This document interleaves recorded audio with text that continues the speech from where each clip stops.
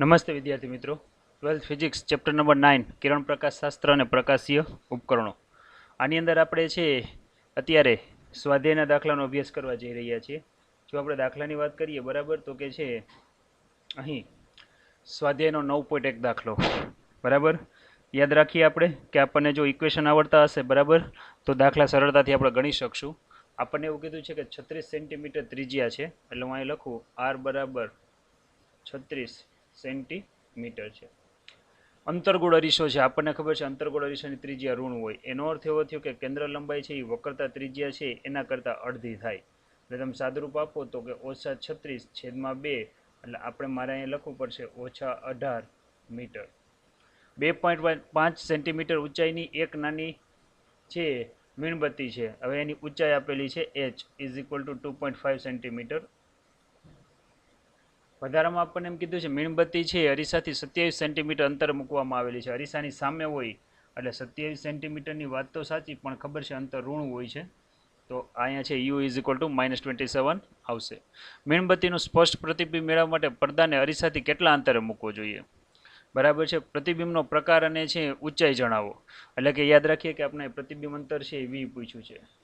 પ્રતિબિંબનો પ્રકાર કેવો છે, એટલે કે વાસ્તવિક છે કે આભાસી છે, બરાબર એવું આપણને પૂછ્યું છે. સાથે સાથે પ્રતિબિંબનો પ્રકાર અને ઊંચાઈ જણાવો. એટલે કે પ્રતિબિંબની ઊંચાઈને આપણે h' વડે દર્શાવીએ, જે મારે ગોતવાનું છે. પ્રતિબિંબની ઊંચાઈ બરાબર છે. તો આ રીતે છે આપણને વાત કરેલી છે. પડદાને છે કઈ રીતે ને શું ખસેડવો પડશે એ બધી વાત છે. જોઈએ, જો આખી રચના આ રીતની છે. હવે આપણને છે આ ખબર છે મુખ્ય કેન્દ્ર છે, આ વક્રતા કેન્દ્ર છે. ઓલરેડી આપણે 36 સેન્ટીમીટર આપ્યું છે અને વસ્તુને અહીંયા ક્યાંક મૂકેલી છે, જેનું AB વડે દર્શાવું, બરાબર. વસ્તુ ઊંચાઈને h વડે દર્શાવું. આપણને ખબર છે કે C અને F વચ્ચે જો કોઈ વસ્તુ મૂકો તો એનું પ્રતિબિંબ C થી દૂર મળે, અને એ ઉલટું મળે અને વાસ્તવિક મળે. એટલે આ થશે a' b', એટલે આ થયું પ્રતિબિંબની ઊંચાઈ, બરાબર. ક્યાં અને કેવી રીતે મળે એ બધો હવે તમને આઈડિયા છે, એટલે હું ડીપમાં નહીં જાઉં, બરાબર. તો આપણે પહેલાં તો શું ગણવું પડશે કે v ગણવું પડશે. આપણને ખબર છે કે આ પ્રતિબિંબ અંતર v છે, જે આપણે ગોતવાનું છે, બરાબર છે. વધારામાં છે આ u થશે, અને આપણને ખબર છે કે આ જે છે એ f થશે, બરાબર. તો આ બધા જ ડિસ્ટન્સ આપણે ગણવાના છે. તો આપણે અરીસા માટે ગાઉસનું સમીકરણ મૂકવું પડે. લખીએ, અરીસા માટે ગાઉસનું સમીકરણ. જો અરીસા માટે ગાઉસનું સમીકરણ લઈએ તો કે 1/f આવશે, બરાબર 1/u આવશે, પ્લસ 1/v આવશે. આપણે v ફાઇન્ડ કરવું છે તો કે 1/v = 1/f માઇનસ શું આવે 1/u. 1/v આપણને ખબર છે 1/f એટલે -18 છે, માઇનસ આપણને ખબર છે માઇનસ કેટલું આપેલું છે તો કે 27 આપેલું છે. હવે જો આપણે આની ગણતરી કરીએ બરાબર, અને આગળ વધીએ તો આપણને છે કેવા પરિણામ મળે છે એની પણ આપણે છે વાત કરવી પડે. તો કે આગળ લખીએ, સાદુરૂપ આપીએ તો કે 1/v થશે, બરાબર 1/18, અને આપણને ખબર છે અહીં કેટલા આવશે 27. આપણને 9 એકાન પાડો આવડે છે. 9 2 18 થાય, 9 તેરી 27 થાય. એનો અર્થ એવો થયો લસા હું 27 લઈ શકું છું. તો 1/v બરાબર આપણે લસા શું લેશું 27, બરાબર છે. હવે આની જો આપણે ગણતરી કરીએ બરાબર, તો કે આપણે લસા તો 27 લીધો, અથવા તો છે 18 27 2 54 અને 18 એ પણ લઈ શકો, અથવા તમારે જો એવો લસામાં ન પડવો હોય તો તમે ક્રોસ ગુણાકાર પણ કરી શકો છો, બરાબર. એટલે કે જો અહીં આપણે છે ગણતરી કરીએ બરાબર, લસા જેમ બને એમ સરળ લેવાય, પણ આપણે છે આપણી દેશી મેથડ જ રાખીએ. તો કે અહીંયા કેટલા ગુણા છે તો કે 27, બરાબર છે. ક્રોસ ગુણાકાર છે એટલે અહીંયા કેટલા આવશે -18, છેદમાં શું આવશે -18 ગુણ્યા કેટલા આવશે 27. આપી દો સાદુરૂપ, બરાબર.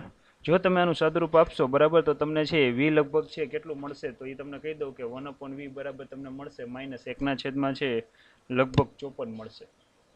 એટલે કે જો v લ્યો બરાબર, તો અહીંયા આવશે -54 સેન્ટીમીટર. તમને મેં એવું કીધું હતું કે વક્રતા કેન્દ્રથી દૂર મળશે પ્રતિબિંબ. તમે જોઈ શકો છો આ અંતર ઓલરેડી આપણને 36 સેન્ટીમીટર આપેલું છે. તો તમે જોઈ શકો છો વી તમને કેટલું મળ્યું? 54 મળ્યું. ખ્યાલ આવી ગયો? હવે પ્રતિબિંબ કેવું છે બરાબર એ જવું હોય તો તમારે મોટવણી શોધવી પડે. તો મોટવણી માટેનું આપણે ઇક્વેશન લઈએ. મોટવણી તો અરીસા માટે મોટવણીનું સૂત્ર છે -v/u છે. હવે અહીંયા માઇનસ તો છે જ, આ માઇનસ આપણને 54 મળે છે અને યુ આપણને ઓલરેડી કેટલું આપ્યું છે? -27 આપેલું છે. માઇનસ માઇનસ પ્લસ થઈ જશે પણ આગળ હજી એક માઇનસ છે તો માઇનસ રહેશે. 27 × 2 = 54 થશે. એનો અર્થ એવો થયો પ્રતિબિંબ છે એ વસ્તુ કરતાં 2 ગણું મોટું થશે. અહીં લખીએ પ્રતિબિંબ વસ્તુ કરતાં 2 ગણું કેવું મળવાનું છે? મોટું છે. વધારામાં કેવું છે? તો કે વાસ્તવિક છે. અને કેવું છે? તો કે ઉલટું છે. ક્લિયર થઈ ગયું? બરાબર. ચાલો આટલી વસ્તુ છે એ આપણને મળી ગઈ. પણ હજી આપણે અહીંયા એવું કીધું છે કે પ્રતિબિંબની છે ઊંચાઈ કેટલી હોય છે. બરાબર છે. જો મારે પ્રતિબિંબની ઊંચાઈ લેવી હોય બરાબર તો અહીંયા મારે લખવું પડશે પ્રતિબિંબની ઊંચાઈ. તો આપણને મોટવણીનું સૂત્ર આવડે છે. મોટવણી m બરાબર h'/h. આપણને ખબર છે કે આ પ્રતિબિંબની ઊંચાઈ છે અને આ વસ્તુની ઊંચાઈ છે. મારે h' ગણવું છે. h' નું સૂત્રનો કરતા બનાવતો અહીં m ગુણ્યા કેટલું આવશે? h. તો h' બરાબર શું મળે? મોટવણી મને -2 મળી છે. પ્રતિબિંબ ઊંચાઈ કેટલી આપેલી છે? તો કે મને આપેલી છે પ્રતિબિંબ ઊંચાઈ આપેલી છે અહીંયા 2.5 સેન્ટીમીટર. Okay 2.5 centimetre. તો h' બરાબર કેટલું મળ્યું? તો કે -5 સેન્ટીમીટર. માઇનસ નિશાની એ દર્શાવે છે કે પ્રતિબિંબ ઉલટું છે. ક્લિયર થયું? આ સમીકરણ નંબર 1 છે આપણા માટે. સ્ક્રીનશોટ લેતા જજો. સમીકરણ 2 છે અને આ શું આવશે? તો કે સમીકરણ નંબર 3 છે. તો વિદ્યાર્થી મિત્રો આ રીતે આપણને અહીંયા મળે છે. વાત એ છે કે છે છેલ્લે આપણને એવું કીધું છે કે જો મીણબત્તીને અરીસાની નજીક ખસેડવામાં આવે તો પડદાને કેવી રીતે ખસેડશો? હવે ઓબ્વિયસલી એમનું ફિક્સ થઈ જાય કે જો મીણબત્તીને હજી હું આ બાજુ લઈ જાઉં છું, જેમ નજીક લઈ જઈશ એમ તમને ખબર છે કે f સુધી આનું પ્રતિબિંબ છે કેવું થતું જશે? તો કે અરીસાથી દૂર ભાગશે. કારણ કે તમે જોઈ શકો છો અહીંયા c અને f ની વચ્ચે છે તો પ્રતિબિંબ c થી દૂર મળે છે. જો હું હજી f ની નજીક લઈ જઈશ તો શું થશે? હજી દૂર ભાગશે. બરાબર f ઉપર એટલે કે મુખ્ય કેન્દ્ર ઉપર જો મીણબત્તી મૂકી દઈશ તો આનું પ્રતિબિંબ છે એ આપણને અનંત અંતરે મળશે. તો આપણે ગુજરાતીમાં લખવું પડશે બરાબર થોડુંક વર્ણન સ્વરૂપે કે જો મીણબત્તીને હજી પડદાની નજીક લઈ જવામાં આવે તો પ્રતિબિંબ હજી દૂર ભાગશે. બરાબર. મીણબત્તીને પડદા નજીક લઈ જતા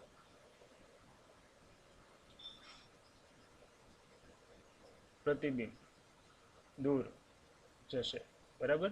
અને આપણને ખબર છે કે જ્યારે છે મીણબત્તીને છે મુખ્ય કેન્દ્ર ઉપર જ મૂકી દો ત્યારે એનું પ્રતિબિંબ આપણને ખબર છે કે અનંત અંતરે મળે છે. બરાબર છે. અને તમને ખબર છે જો હજી હું નજીક લાવીશ બરાબર અહીંયા તમે જુઓ જો કદાચ આ જ મીણબત્તીનું હું અહીંયા મૂકી દઈશ તો આનું પ્રતિબિંબ ક્યાં મળશે? તો કે આભાસી ચત્તુ અને મોટું મળશે પણ અરીસાની પાછળ મળશે. તો આવું આપણે વર્ણન લખી અને આગળ વધવાનું થશે. f કરતા ઓછા અંતરે મીણબત્તીનું જે પ્રતિબિંબ છે તમને જુદા જુદા કિસ્સા કરાવ્યા છે. આભાસી ચત્તુ અને કેવું મળશે? મોટું મળશે. બરાબર. આ રીતે છે આપણે આ દાખલો છે એ સરળતાથી ગણી શકીએ. ત્યાર પછીનો દાખલો લઈએ 9.2 શું કહે છે એની વાત કરીએ કે 15 સેન્ટીમીટર કેન્દ્ર લંબાઈ ધરાવતા બહિર્ગોળ અરીસો. બહિર્ગોળ અરીસાની કેન્દ્ર લંબાઈ કેટલી છે? તો કે 15 સેન્ટીમીટર. 4.5 સેમી ઊંચાઈની સોય છે એટલે કે h બરાબર છે 4.5 સેન્ટીમીટર. 12 સેન્ટીમીટર દૂર મૂકવામાં આવે છે. બહિર્ગોળ અરીસાથી 12 સેન્ટીમીટર દૂર મૂકવામાં આવે છે એટલે EU તમને આપેલું છે -12 સેન્ટીમીટર. પ્રતિબિંબનું સ્થાન મોટવણી આપો એટલે કે v. મોટવણી એટલે આપણને ખબર છે m. અરીસાથી જેમ દૂર ખસેડવામાં શું થશે? સેમ વસ્તુ છે. બરાબર. જોઈએ અહીંયા હવે અહીંયા યાદ રાખીએ કે બહિર્ગોળ અરીસો છે, બરાબર છે, એ એક છે આપણે મગજમાં રાખવાનું છે, નોટ એ અંતર્ગોળ બહિર્ગોળ છે. જો આ બહિર્ગોળ અરીસો છે જેની સપાટી છે આમ અંદરથી પરાવર્તક હોય છે, બરાબર, અંદરથી ઢોળ ચડાવેલો હોય છે, સોરી. હવે 12 સેન્ટીમીટર દૂર છે એ કાંઈ સોય રાખેલી છે, જો આ સોય છે, બરાબર, જેનું હું નામ આપી દઉં એ બી. કેટલા અંતરે છે તો કે 12, એટલે આ અંતર ઋણ આવશે, તમને ખબર છે. વધારામાં એની કેન્દ્ર લંબાઈ આપી છે, એટલે મુખ્ય કેન્દ્ર અહીં ક્યાંક હોય. આ જે ડિસ્ટન્સ છે આ ડિસ્ટન્સને આપણે સ્મોલ એફ વડે દર્શાવીએ છીએ, અને આપણને ખબર છે બહિર્ગોળ માટે કેન્દ્ર લંબાઈ કેવી હોય, ધન હોય છે. ચાલો જોઈએ આનું છે પ્રતિબિંબ કેવું મળે. આપણે છે અરીસા માટે ગાઉસનું સમીકરણ મૂકવું પડે. જો હું અરીસા માટે છે ગાઉસનું સમીકરણ મૂકું તો તમને ખબર છે શું થશે, 1/f બરાબર 1/u પ્લસ 1/v. 1/v તો કે અહીંયા આવશે 1/f માઇનસ 1/ શું આવે u. 1/v આપણને ખબર છે 1/15 છે, માઇનસ માઇનસ 1/, કેટલા છે 12 છે. 1/v બરાબર અહીંયા આવશે 1/15 માઇનસ માઇનસ પ્લસ 1/12 આવે. તો કે છે 1/v બરાબર આપણને ખબર છે 12 વત્તા 15 અને છેદમાં શું કરી નાખવાના 12 ગુણ્યા 15. જો તમે આ રીતે સાદુરૂપ લ્યો તો તમને છે કેલ્શિયમ હાથમાં રાખતા જાઓ, બરાબર. તો 1/v લગભગ મારા ખ્યાલથી તમને છે 9/60 મળશે. અને જો હું વીની વાત કરું, બરાબર, તો 60/9 લેવું પડે. જો હું 60/9 લઉં, બરાબર, તો મને લગભગ 1/v આપણને કેટલું મળ્યું 9/60/9, એટલે તમને 20 × 30 = 60 ને એ રીતે હાલીએ એટલે 20/3 મળે. 6 × 3 = 18 એટલે 6 પોઈન્ટ સમથિંગ મળે, બરાબર. લગભગ આ વેલ્યુ 6.67 સેન્ટીમીટર મળે.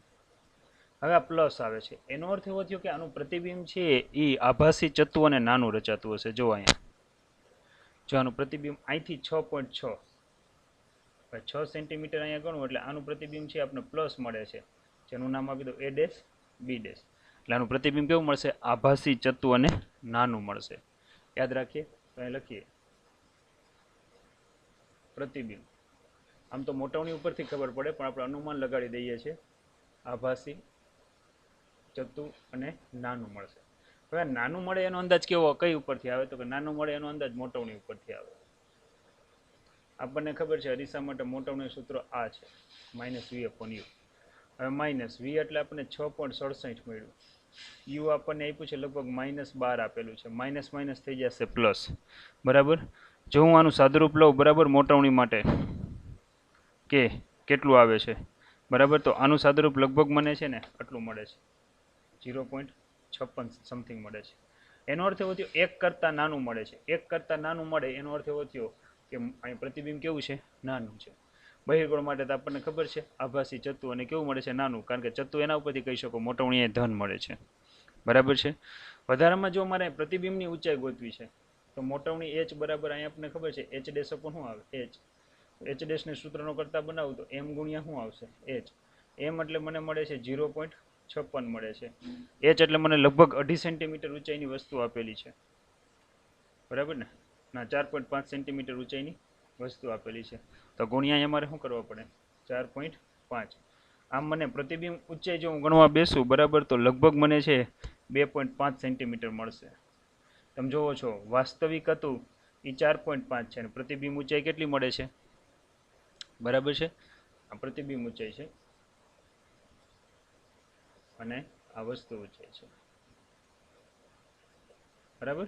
તો આ પ્રકારે વિદ્યાર્થી મિત્રો આ દાખલો આપણને જોવા મળે છે. હવે આના ઉપરથી તમને છે હજી એક કહેવાનું છે. ધારી લ્યો કે સોયને અરીસાથી જેમ જેમ દૂર લેતા જશો એમ પ્રતિબિંબ f સુધી અરીસાથી દૂર જશે. ક્યાં સુધી દૂર જશે, f સુધી, અને પ્રતિબિંબ કેવું થતું જશે, નાનું. તો આપણે એક છેલ્લું વાક્ય લખવાનું રહે કે સોયને અરીસાથી દૂર લઈ જતા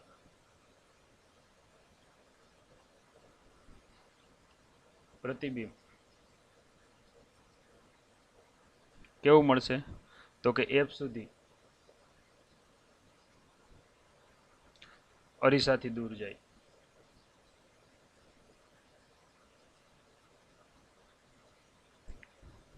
અને પ્રતિબિંબ નાનું મળે.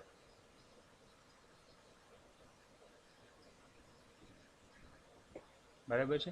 આ રીતે છે આપણે આને દર્શાવી શકીએ. બરાબર. ચાલો 9.3 દાખલો છે કે એક ટાંકીને 12.5 સેન્ટીમીટર ઊંચાઈ સુધી પાણી ભરવામાં આવે છે. હવે દર્શાવીએ આપણે કે આ એક ટાંકી છે. બરાબર. અને આ ઊંચાઈ છે એની રિયલ હાઇટ છે 12.5 સેન્ટીમીટર સુધી આમાં પાણી ભર્યું છે. બરાબર છે. આ રીતે છે. ટાંકીના તળિયે એક સોયનો આભાસી ઊંડાઈ માઇક્રોસ્કોપ વડે જોતા 9.4 દેખાય છે. એટલે કે સાચી ઊંડાઈ જે ઓલરેડી આપણને આપ્યું છે 12.5 સેન્ટીમીટર. આવું શેના ઉપરથી કહી શકીએ? કારણ કે સોયને જો અહીંયા રાખેલી છે. જો આ સોય છે અથવા તો ટાંકણી છે એવું પણ કહી શકો. ત્યાં છે. હવે એની આભાસી ઊંડાઈ ઉપરથી જુઓ તો આભાસી ઊંડાઈ કેટલી દેખાય છે? 9.4 સેન્ટીમીટર એવું લખ્યું છે. બરાબર. એટલે ધારી લ્યો કે આભાસી ઊંડાઈ અહીંયા દેખાય છે. આ એનું પ્રતિબિંબ આભાસી છે. આભાસી પ્રતિબિંબ જે ઓલરેડી જેને આપણે એચ ડેશ સાઇન વડે દર્શાવીએ છીએ. જે કેટલું છે? તો કે 9.4 સેન્ટીમીટર છે. બરાબર. તો પાણીનો વક્રી ભવનાંક કેટલો હોય? હવે તમે ઉપરથી જોવો છો એટલે આ N1 છે એટલે હવાનું માધ્યમ છે. અને આ N2 જે મારે ગોતવાનું છે તે કયું માધ્યમ છે? પાણીનું માધ્યમ છે. હવે આવા દાખલા મેં તમને ઘણીવાર છે થિયરીમાં પણ સમજાવ્યું છે કે આ પાણીનું માધ્યમ છે જે આપણે ગોતવાનું છે. આ કયું માધ્યમ છે? હવાનું. થિયરીમાં મેં તમને આનું એક સૂત્ર કરાવ્યું હતું કે આનું સૂત્ર આપણે કઈ રીતે યાદ રાખવું. હંમેશા યાદ રાખવાનું આભાસી ઊંડાઈ જેને આપણે એચ ડેશ સાઇન વડે દર્શાવીએ છીએ તેમાં નીચે મૂકવાનું સાચી ઊંડાઈ જેને આપણે એચ વડે દર્શાવીએ. યાદ રાખો વસ્તુ જે માધ્યમમાં હોય ને તે માધ્યમનો વક્રી ભવનાંક સાચી ઊંડાઈમાં આવે.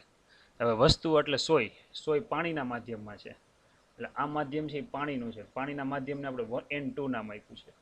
તો ઉપર છે એ તમને ખબર છે કયું માધ્યમ આવે? હવાનું માધ્યમ એટલે 1. મારે N2 ગોતવું છે. જો હું N2 ને સૂત્રનો કરતા બનાવું બરાબર તો N1 તો છે જ ગુણ્યા અહીંયા આવશે H ના છેદમાં શું આવે? H dash. N1 એટલે હવાનું માધ્યમ કે જેનો વક્રી ભવનાંક 1 છે. તમને ખબર છે કે અહીંયા H એટલે આપણને આપ્યું છે 12.5 ને 9.5 એટલે કે અહીંયા આવશે 12.5 અહીંયા કેટલો આવશે? 9.5. એનો અર્થ એવો થયો જો આ બેનું સાદુરૂપ તો પાણીનો વક્રી ભવનાંક આપણને ખબર છે 1.33 ની નજીક જ આવવો જોઈએ. જો સાદુરૂપ લઉં તો આનો વક્રી ભવનાંક આવે છે 1.33. બરાબર. આ થયું સમીકરણ નંબર 1. સ્ક્રીનશોટ લેતા જજો. રકમ વાંચીએ. જો હવે પાણીની જગ્યાએ 1.63 વક્રી ભવનાંક ધરાવતા પ્રવાહીને પાણીને બદલે તેટલી જ ઊંચાઈ ભરવામાં આવે તો સોયને ફરીથી જોવામાં આવે તો કેટલા અંતરે ખસેડવું પડશે પ્રતિબિંબ. હવે અહીંયા આપણને શું કીધું છે એની વાત કરીએ. બરાબર. હવે આપણને એ જ વસ્તુ રિપીટ કરવાની કીધી છે કે હવે અહીંયા કોઈ એક પ્રવાહી ભરેલું છે એટલે એની ઊંચાઈ છે એ આપણે અહીંયા લઈ લે H જ નામ આપી દો ચાલો ને. બરાબર. એ આપણને ખબર છે કેટલું છે? 12.3 છે. અહીંયા સોય મૂકેલી છે. હવે N1 એટલે 1 હવાનું માધ્યમ છે. N2 એટલે કોઈ પ્રવાહીનું માધ્યમ છે. બરાબર. જેનો વક્રી ભવનાંક આપ્યો છે 1.63 આપેલો છે. કેટલો આપેલો છે? 1.63. ધારી લ્યો કે એનું આભાસી પ્રતિબિંબ તમને અહીંયા મળે છે તો મારે તો પહેલા શું કરવું પડે? આભાસી પ્રતિબિંબ મેળવવું પડે ને. બરાબર. એટલે H ડેશ મેળવવું પડે. તો વળી પાછી જ વાત. હવે પાણીના બદલે પ્રવાહી ભરેલ હોય ત્યારે મારે છે આભાસી ઊંડાઈ શોધવાની છે. જેને હું એચ ડેશ નામ આપું, જે મારે ગોતવાની છે. સૂત્ર હવે આવડે છે. હવે હું ડાયરેક્ટ લખીશ આભાસી ઊંડાઈ છેદમાં સાચી ઊંડાઈ બરાબર છે. સાચી ઊંડાઈ એટલે કે ટાંકણી આપણને ખબર છે સાચું પ્રતિબિંબ છે જે પ્રવાહી માધ્યમમાં છે.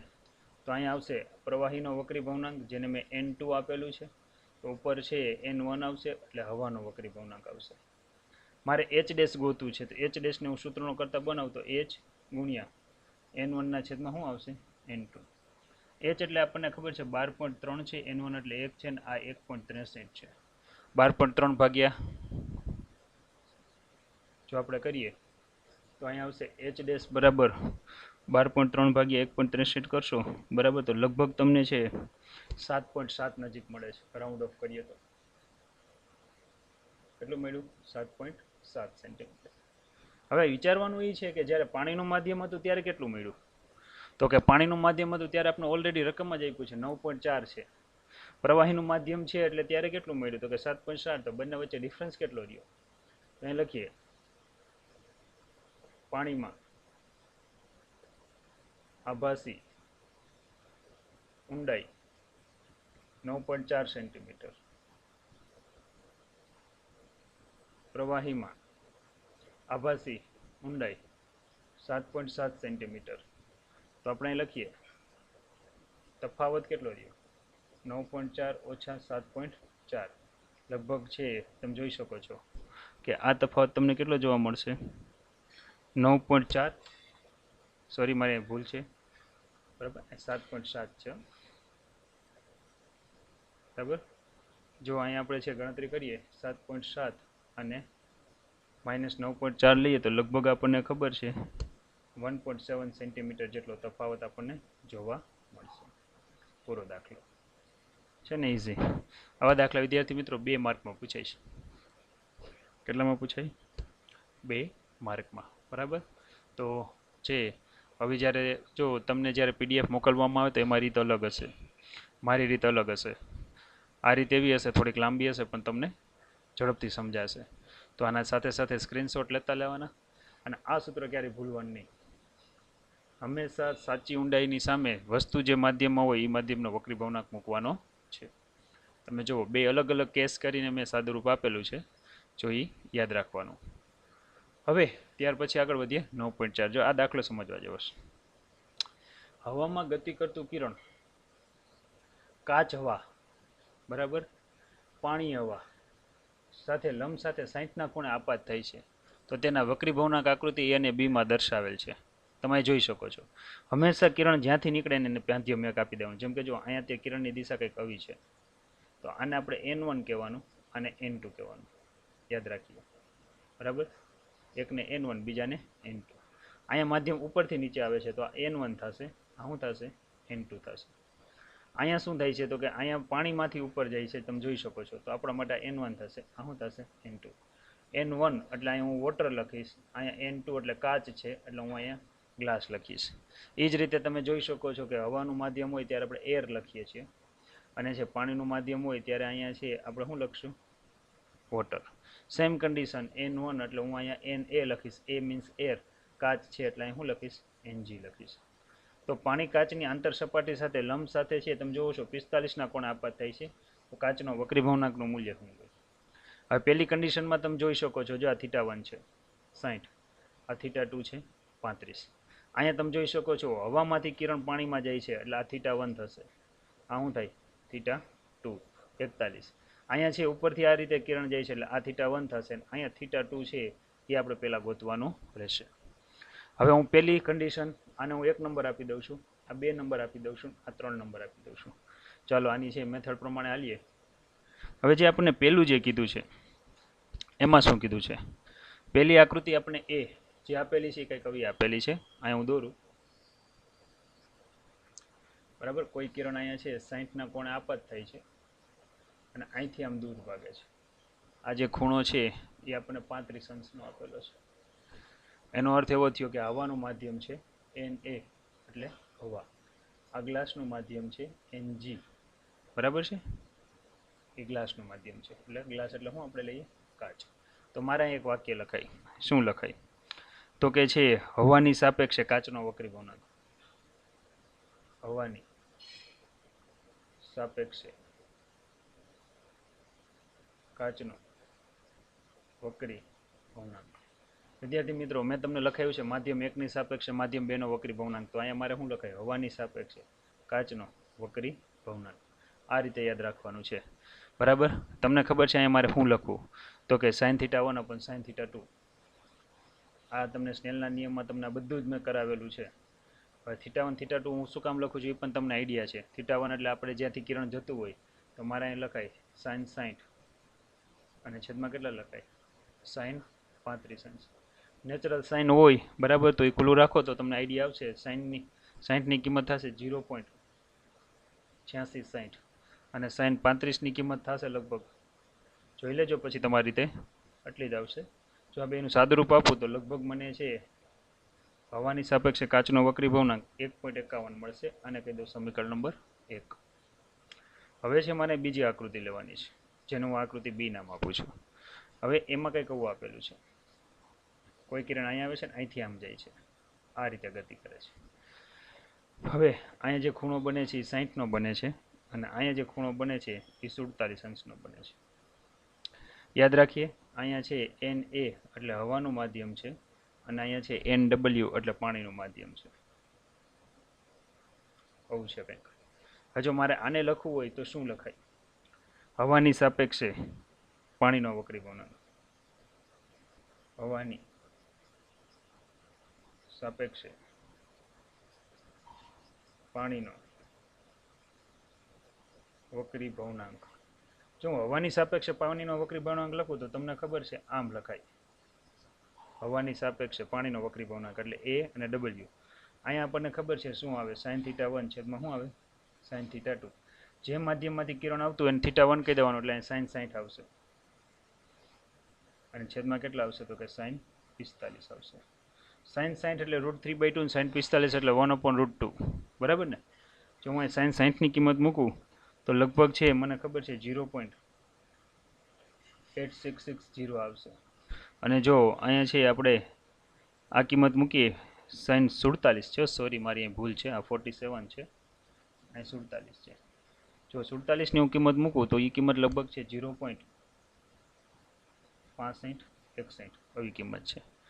જો આ રીતે આપણે એનું સાદુરૂપ લઈએ બરાબર, તો અહીંયા છે હવાની સાપેક્ષે પાણીનો વક્રી ભવનાંક છે એ લગભગ મને 1.32 મળે છે. આ વેલ્યુ યાદ રાખ્યા જેવી છે વિદ્યાર્થી મિત્રો. ગમે ત્યારે પૂછે ને ગણતરી નહીં કરી નાખવાની, છાપી નાખવાનું સીધું. હવે ત્રીજી આકૃતિ. ત્રીજી આકૃતિમાં આપણને શું પૂછ્યું છે એની વાત કરીએ.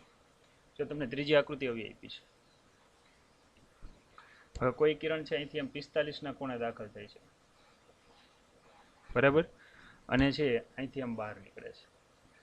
હવે અહીંયા જે ખૂણો મળે છે બરાબર એ ક્વેશ્ચન માર્ક થશે અને અહીંયા છે ગ્લાસનું માધ્યમ છે અને આ જે માધ્યમ છે ને પાણીનું માધ્યમ છે, વોટરનું માધ્યમ છે. તો મારે અહીં લખવું પડશે, શું લખવું પડે? પાણીની સાપેક્ષે કાચનો વક્રી ભવનાંક. પાણીની સાપેક્ષે કાચનો વક્રી ભવનાંક.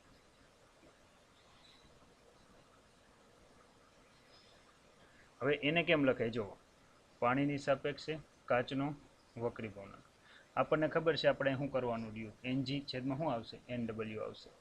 પણ આ બંને માધ્યમ છે કોની સાપેક્ષે છે? હવાની માધ્યમની સાપેક્ષે છે. અહીંયા આપણને ખબર છે કે આપણે શું મૂકવાનું રહ્યું? તો કે sin θ1 છેદમાં શું આવે? sin θ2. જે માધ્યમમાંથી કિરણ નીકળે એ θ1 કહેવાય. તો અહીંયા આપણને એ પણ ખબર છે કે અહીંયા sin 45 અંશ આવશે અને sin θ2 કે જેને અહીંયા ઓલરેડી રકમમાં છે, મારા ખ્યાલથી નામ આપ્યું નથી પણ અહીં હું θ2 જ રાખવાનો. બરાબર. હવે મારે આનું સાદુરૂપ આપવાનું છે. હવે મને આ તો ખબર જ છે કે હવાની સાપેક્ષે કાચનો વક્રી ભવનાંક ને હવાની સાપેક્ષે પાણીનો વક્રી ભવનાંક કેટલો છે. અહીંયા એ પણ ખબર છે કે આ સાઇન છે એ આપણને આપ્યું છે 45 અંશ અને અહીંયા છે sin θ2 મારે ગોતવાનું છે. જો હું અહીં કિંમત મૂકું બરાબર, તો તમને ખબર છે કે આ કિંમત છે 1.51 છે. આ કિંમત આપણને લગભગ 1.32 સમથિંગ મળેલી છે અને sin 45 એટલે આપણને એ પણ ખબર છે કે કેટલી કિંમત થાય. બરાબર. sin 45 એટલે 1/√2 એટલે 1.7071 સમથિંગ થાય અને અહીંયા શું આવશે? તો કે sin θ2. જો હું sin θ2 ને સૂત્રનો કરતા બનાવું અને આ બધું જ સાદુરૂપ લઉં તો 0.7071 ઇન્ટુ 1.32 અને છેદમાં શું આવશે 1.51 બરાબર. આવી કંઈક કિંમત આવે. અહીંયા લખી નાખીએ આપણે સમીકરણ 1 અને 2ની કિંમત મૂકેલી છે 2 પરથી. ચાલો મને છે આનું સાદુરૂપ આપો. તો અહીંયા છે હું જો સાઇન ઇનવર્સ લઈ જઈશ બરાબર, તો આ કિંમત 0.7071 અને એ બધી ગુણાકાર કરશું તો લગભગ મને કિંમત છે આવી મળે છે. ચાલો નેચરલ સાઇન તો બધાને જોતા આવડે જ છે બરાબર. જો હું નેચરલ સાઇન જોઈશ તો θ2ની વેલ્યુ લગભગ મને છે આટલી જોવા મળશે. ખ્યાલ આવી ગયો? તો આ છે ફાઇનલ જવાબ. છે ને એકદમ ઇઝી દાખલો. હંમેશા યાદ રાખવાનું કે જે મેં માધ્યમ મૂક્યા છે બરાબર છે, ગ્લાસ અને એરના માધ્યમ લીધા છે એ હંમેશા હવાની સાપેક્ષે છે. એટલે મેં અહીંયા સીધી હું કિંમત છે એ મૂકી શકું. NGA અપોન શું આવશે NWA.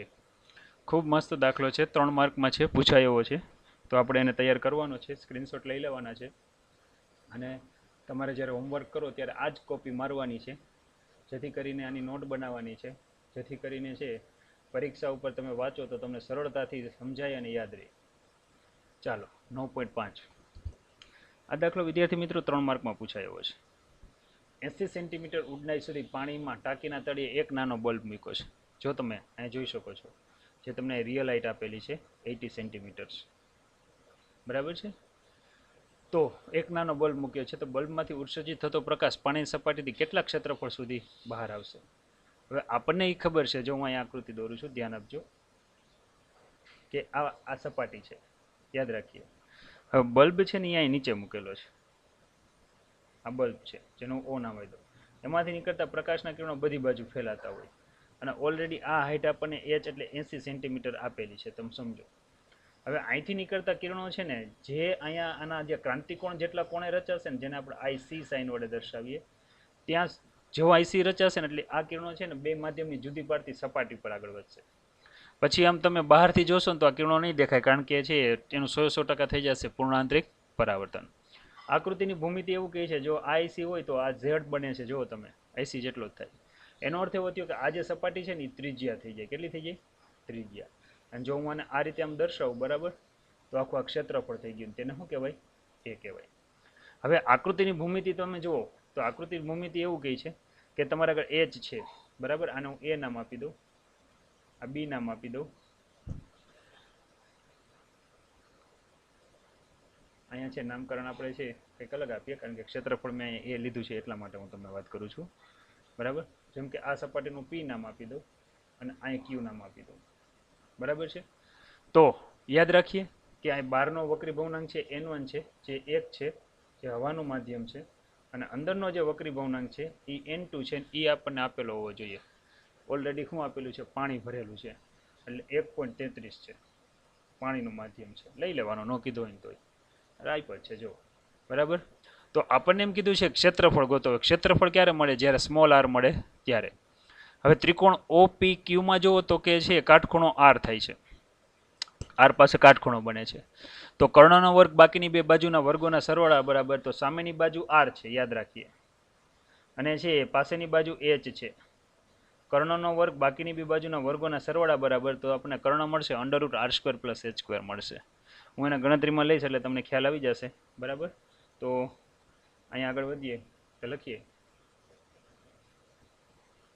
આકૃતિ પરથી લેમ્પ માંથી નીકળતું કિરણ સપાટી સાથે IC એટલે કે ક્રાંતિકોણ જેટલા કોણે થી પૂર્ણાંતરિક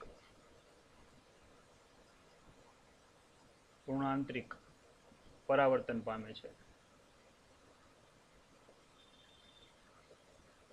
તો ક્રાંતિકોણની વ્યાખ્યા મુજબ આલીએ, ક્રાંતિકોણ નું સૂત્ર આપણને આવડે છે sin IC = ઉપરનું માધ્યમ N1, નીચેનું માધ્યમ N2, 1/1.33. તો અહીંયા લખું IC બરાબર sin ઇનવર્સ. હવે આપણે શું કરવાનું છે અહીંયા 1 છે 1.33 કરવાનું છે, બરાબર છે. હવે વિદ્યાર્થી મિત્રો મારી આગળ છે અત્યારે એ જે કિંમત નથી એ સાઈન 1 આપણે 1.33 કરી તો આપણને કેટલો ખૂણો મળે, બરાબર છે. અથવા તો હું આને સમીકરણ નંબર 1 જ આપી દઉં, ચાલો. એટલે લગભગ મારે બહુ આગળ નહીં વધવું પડે. સમીકરણ નંબર 1 ચોપડી કરતાં છે એ થોડીક રીતે અલગ કરું છું જે તમને સહેલી પડે એટલા માટે. હવે મારે તો શું ગણવાનું છે? ત્રિજ્યા ગણવાની છે. તો આપણે આકૃતિ પરથી હાલીએ. હવે ત્રિકોણ OPQમાં, બરાબર, આ પ્રમાણે હાલીએ. OPQમાં, બરાબર, sine IC is equal to સામેની બાજુ છેદમાં કર્ણ. સાબા છેદમાં શું આવશે? કર્ણ આવશે. સાબા એટલે શું છે? તો કે R. કર્ણ એટલે શું છે? √R² પ્લસ શું આવશે? H². આવું કંઈક છે. આને કહી દો સમીકરણ નંબર 2. મારા R ગોતવું છે, યાદ રાખીએ. 1 અને 2 ને સરખાઈ દો. સમીકરણ 1 અને 2 ને સરખાવતા 1 ના છેદમાં 1.33 R ના છેદમાં √ અહીંયા શું આવશે? R² plus H². બંને બાજુ વર્ગ લેતા જો વર્ગ લઉં તો અહીંયા આવશે 1.33 નો સ્ક્વેર, અહીંયા આવશે R², √ અહીંયા આવશે R² વત્તા શું આવશે? H². સાદરૂપ લઈએ તો કે R² પ્લસ H² બરાબર 1.33 એનો વર્ગ, અને અહીંયા શું આવશે? R². R² નો અલગ લઉં, બરાબર, તો આપણને કિંમત મળશે R², બરાબર. મારે R ગોતવું છે. હવે જો અહીંયા છે 1.33 નો વર્ગ આવે છે, બરાબર. હકીકતે જો મારી આગળ છે અત્યારે કેલ્સી નથી, નકર છે હું સીધું જેનું સાદરૂપ આપી શકત. હવે તમને આ હું આપું છું, શું કરવાનું છે એ તમને કહી દઉં છું. હવે આપણે આની અંદર શું કરશું કે H² ને સૂત્રનો કરતા બનાવીએ તો અહીંયા આવશે 1.33 R² છે, R² માઇનસ શું આવશે? અહીંયા R², આવું આવશે. તો અહીંયા આવશે H² બરાબર, જો તમે કોમન શું કાઢો તો R², અહીંયા આવશે 1.33 નો વર્ગ -1, આવી કિંમત આવશે. હવે આપણે અહીંયા R² ને સૂત્રનો કરતા બનાવીએ તો અહીંયા આવશે H², અહીંયા શું આવશે? તો કે અહીંયા આવશે છેદમાં લઈ જશો એટલે કે છે 1.33 નો વર્ગ માઇનસ શું આવશે? 1. H એટલે તો આપણે 80 સેન્ટીમીટર આપ્યું છે, તો 80 સેન્ટીમીટરનો વર્ગ છેદમાં છે, તમે હવે આ સાદુરૂપ તમારે આપવાનું છે -1. તો તમારે વિદ્યાર્થી મિત્રો R ગોતવાનું છે. R ગોતીને તમારે મને કહેવાનું છે કે કેટલું આવે, બરાબર છે. અથવા તો છે આ દાખલો હોમવર્કમાં થશે. આને સમીકરણ નંબર છે હું કંઈક 1 2 કંઈક 2 નામ આપી દઉં. મારે ક્ષેત્રફળ ગોતવાનું છે, તો અહીંથી આ દાખલો હોમવર્કમાં. હવે જો આપણે સપાટીનું ક્ષેત્રફળ ગણવું છે તો એને કેપિટલ A કહીએ, અને આપણને સૂત્ર પણ આવડે છે. સપાટીનું ક્ષેત્રફળનું સૂત્ર શું થાય? πr².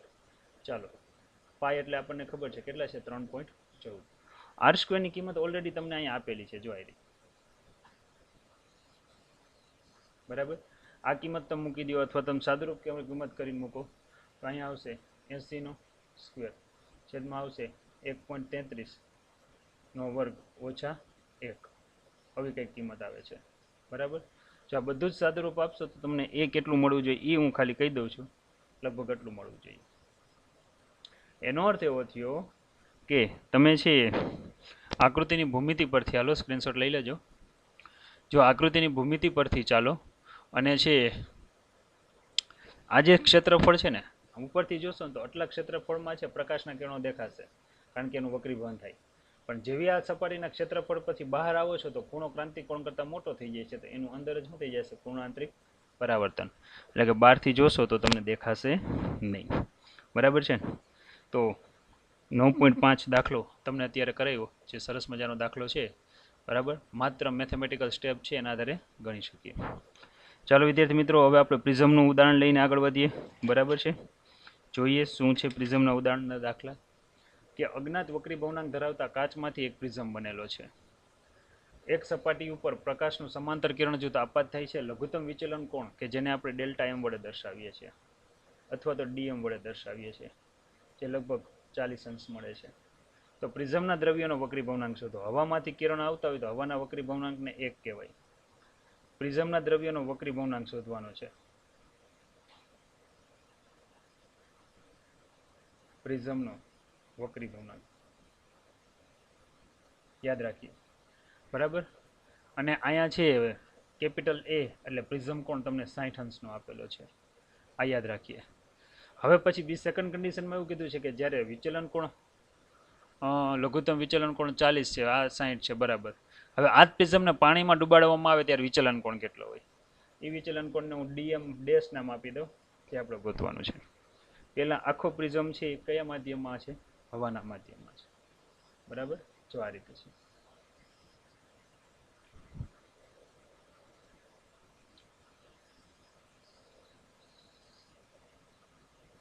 આખું એ અહીંથી કિરણ આમ દાખલ થઈ જવું જોઈએ સીધું આ બાજુ, આટલા વિચલન થઈ છે. તો આ ઓલરેડી આપણે વિચલન કોણ ડીએમ આપેલો છે, યાદ રાખીએ. N1 એટલે 1 હવા છે, N2 એટલે આપણે ગોતવાનું છે. આવી આખી થિયરી થશે, બરાબર ને. એકદમ શોર્ટ આકૃતિ દોરેલી છે, કાંઈ વાંધો નહીં, આપણે સૂત્ર આવડે જ છે. પ્રિઝમના દ્રવ્યોનો વક્રી ભવનાંક આપણને ખબર જ છે શું છે, N2 ના છેદમાં N1, યાદ છે ને. 1 ની સાપેક્ષે 2 નો વક્રી ભવનાંક. જો સૂત્ર આપણે સાબિત કર્યું છે. શું છે તો કે sine a plus delta M અથવા તો ડીએમ બાય 2 છેદમાં શું આવશે, સાઇન a બાય 2. N2 મારે ગોતવું છે, N1 એટલે 1 હવા છે, અહીંયા છે સાઇન આવશે, a એટલે 60, ડીએમ આપણને 40 આપ્યું છે, છેદમાં શું આવશે 2 આવશે, અને છેદમાં આવશે સાઇન 60/2. જો આનું સાદુરૂપ લઉં તો તમને ખબર છે 60 40 100/2 એટલે અહીંયા કેટલા લખવા પડે મારે, સાઇન 50, અને અહીંયા કેટલા લખવા પડે, સાઇન 30. જો હું નેચરલ સાઇનમાં જોઉં ને 50નું 0માં જોઉં, બરાબર, તો નેચરલ સાઇનમાં જઈને સાઇન 50નું 0માં કિંમત આપણને કેટલી મળે છે એ આપણે ગણતરી કરવી પડે. લગભગ તમને આટલી મળશે. આ બધી કિંમત હું તો ડાયરેક્ટ લખું છું, પણ તમે છે સાદુરૂપ આપજો, બરાબર. અને આપણને ખબર છે આ કિંમત તો 0.5 જ આવવાની છે, બરાબર. તો અહીંયા છે તમને વિદ્યાર્થી મિત્રો N2 0.7660/0.5 કરશો એટલે લગભગ તમને આ કિંમત કેટલી મળશે, બરાબર છે. આ કિંમત તમને મળવી જોઈએ 1.5 સમથિંગ મળવી જોઈએ, આટલી મળશે. જે પ્રિઝમના દ્રવ્યનો વક્રી ભવનાંક છે આટલું લખો એટલે 3 માર્કનો દાખલો હોય તો 1.5 માર્ક મળે. જે પ્રિઝમના દ્રવ્યનો શું છે વક્રી ભવનાંક યાદ રાખીએ, બરાબર. હવે આપણને એમ કીધું છે કે અહીંયા છે આખો હવાના માધ્યમમાં મૂકેલો હતો પ્રિઝમને, બરાબર. હવે એમ કહે છે પાણીમાં મૂકો. અહીંયા છે પ્રિઝમ હવામાં છે. હવે આ જ વસ્તુ આપણને એમ કીધી છે પાણીમાં મૂકો.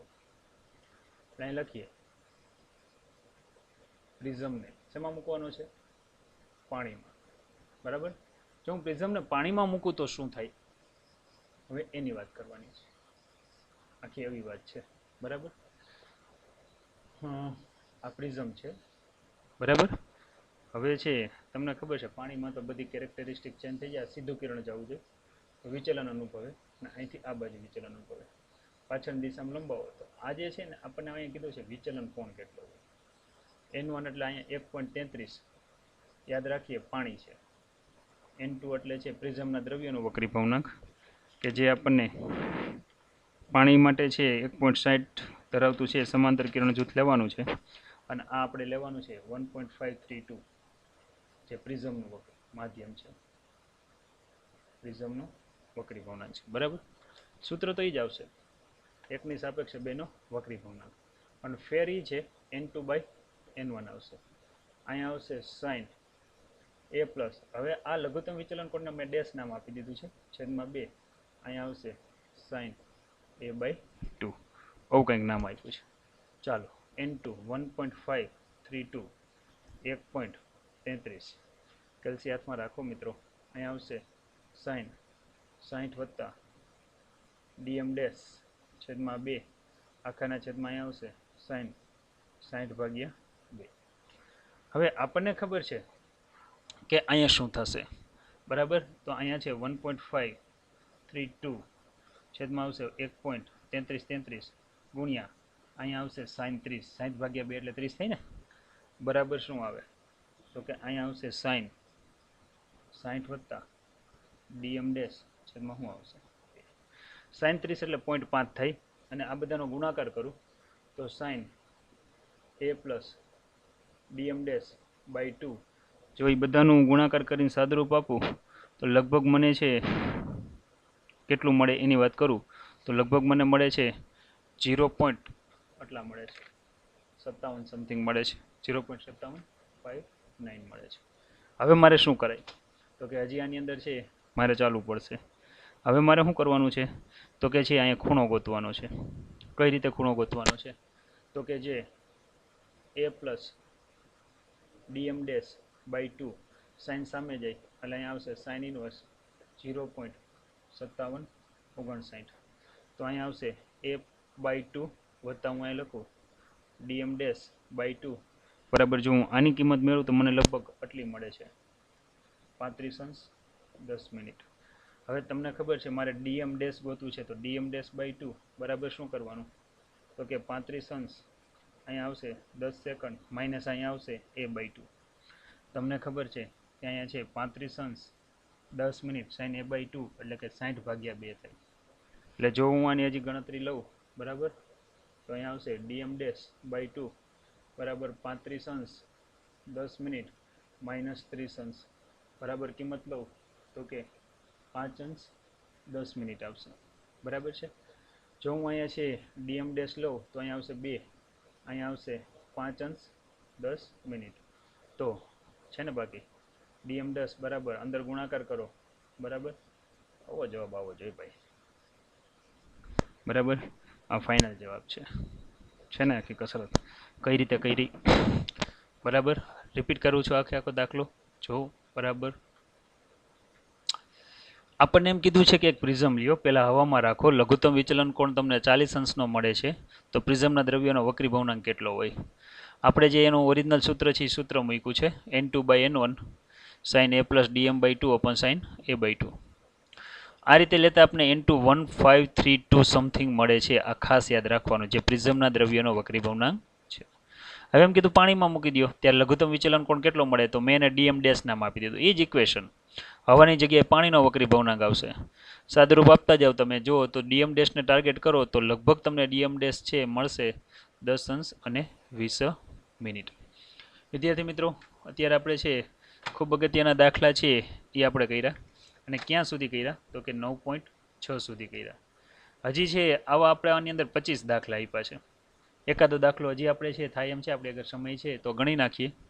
જેમ કે તમે જુઓ 1.5 વક્રી ભવનાંક ધરાવતા કાચમાંથી n2 બરાબર 1.55 કાચનું માધ્યમ છે. તમને ખબર છે ઓબ્વિયસલી n1 એટલે તો હવા જ લેવું પડે, કાંઈ ન આપ્યું તો હવા લઈ લેવાનું. વક્રતા ત્રિજ્યા સમાન છે, r1 છે એ જ r2 છે એટલે હું એને r નામ આપી દઉં.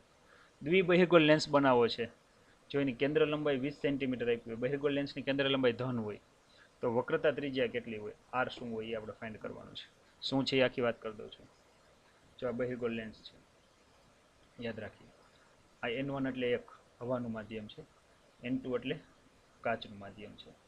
હવે અહીંયા જો હું તમને વાત કરું તો તમને હંમેશા કીધું છે સપાટી એક છે, તમારે આ બાજુ માપવાની. જો મેં વસ્તુ મૂકેલી હોય તો એનું પ્રતિબિંબ મને અહીં ઉલટું મળશે, a dash b dash ab. હવે આ છે એ આપાત કિરણની દિશા છે. આપાત કિરણની દિશાના અંતરો ધન હોય તો અહીંથી હું વક્રતા ત્રિજ્યા માપું તો મારે ઊંધું હાલવું પડે, એટલે r2 મારે હંમેશા કેવું લેવું પડે માઇનસ. તો મારે લેન્સ મેકર્સ ફોર્મ્યુલા મુકાય, લેન્સ મેકર્સ ફોર્મ્યુલા તમને આવડવું જોઈએ. ઇક્વેશન મોસ્ટ આઈએમપી છે. 1/f બરાબર n2 - n1 છેદમાં n1 પાકું કરી જ નાખજો 10 વાર લખીને. 1/r1 - 1/ શું છે r2. ચાલો હવે જો હું આ કિંમત મૂકું બરાબર તો શું થશે તો 1 છેદમાં મારે f તો મને ઓલરેડી 20 આપેલું છે, 20 n2 આપ્યું છે 1 પોઈન્ટ લગભગ આપ્યું છે 55 આપ્યું છે -1 છેદમાં 1 અહીંયા છે r1 એટલે r લેવાનું છે બરાબર. r1 એટલે શું લેવાનું છે r, અને છે અહીંયા માઇનસ આવશે, અહીંયા પણ આપણે ખબર છે -r લેવાનું છે. એટલે કિંમત આવશે 1/20 બરાબર આવશે 0.55. અહીંયા કિંમત આવશે 1/r minus minus plus 1/r. હવે છે 1/20 બરાબર છે, જો આગળ વધીએ તો અહીંયા આવશે 0.55 છે બરાબર છે, અને 1 + r/r એટલે આપણને અહીં લખીએ 2 upon શું આવશે r લખશે બરાબર. હવે છે મારે r ને ટાર્ગેટ કરવો છે, જો r ને સૂત્રનો કરતા બનાવો તો 0.55 છે, 2 છે, અને અહીંયા કેટલા છે તો કે 20 છે. જો હું અહીંયા r લઉં બરાબર, તો આ રીતે છે મને r ની કિંમત ગણતરી કરું તો લગભગ કેટલી મળવી જોઈએ, 22 સેન્ટીમીટર મળવી જોઈએ. ઓકે, તો વિદ્યાર્થી મિત્રો અહીંયા છે સુધી દાખલા આપણે રાખીએ છીએ બરાબર છે.